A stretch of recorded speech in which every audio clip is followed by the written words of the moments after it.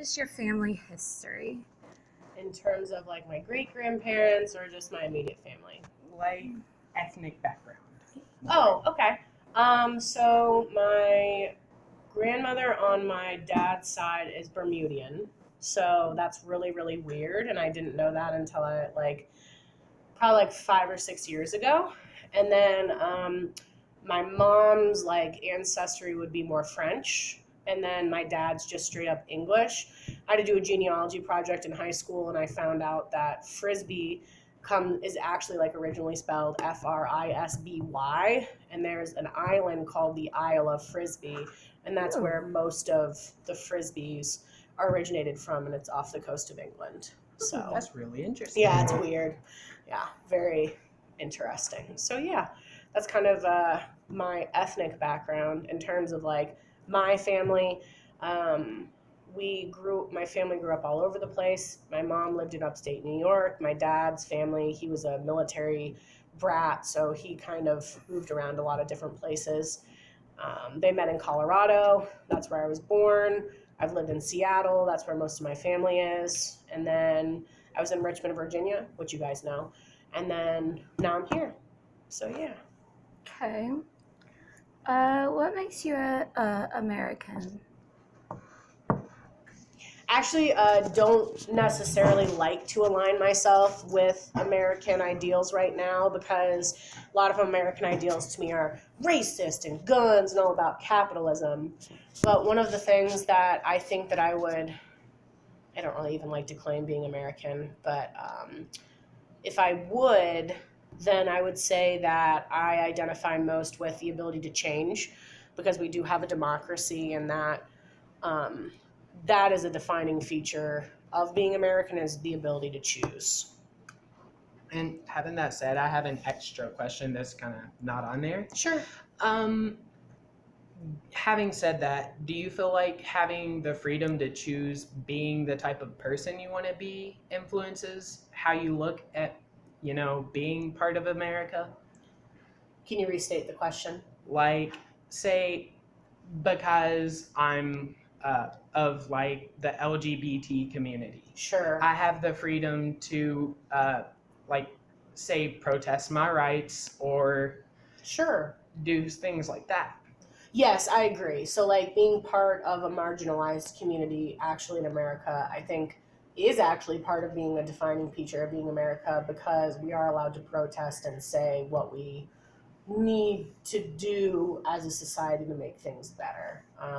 We're definitely not a homogeneous community. Like, we never are, never going to be, which is hard, because I feel like a lot of countries that have peace are ones that do have homogeneous populations where everybody kind of looks the same, everybody speaks the same language. America's it's a big experiment. There's really no other Right. place in the entire world that has this many different types of people in the same place. So yeah, I'm glad you understood Yeah. what I was trying to I say. totally get you. Thank you for clarifying.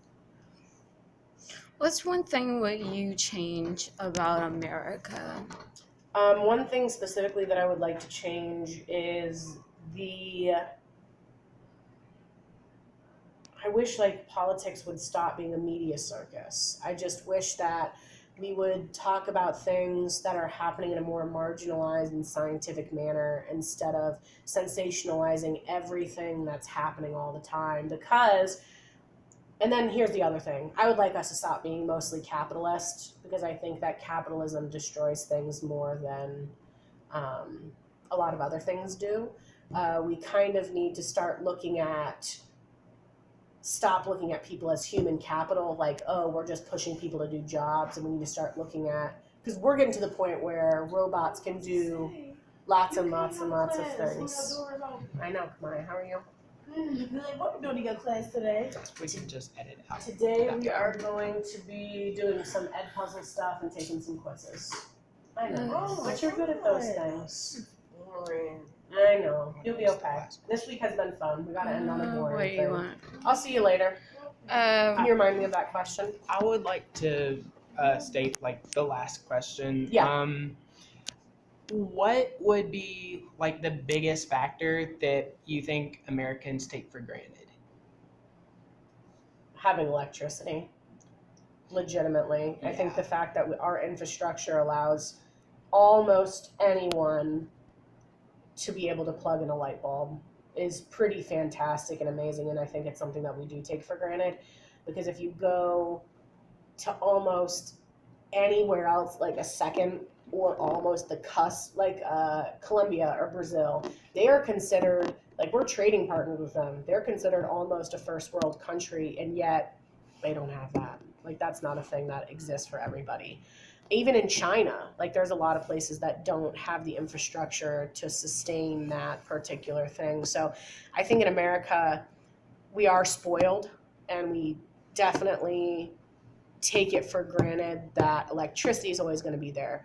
Well, you're always going to have food in the grocery store. Like, we're a rich nation, and we're not sharing our wealth with other places that need it more than we do. Right. Okay. Well, thank you. Thank you so much for Thank giving us you. part of your day. Totally appreciate it. That was fun, guys. Yeah, thank Excellent. you. What's your whole process?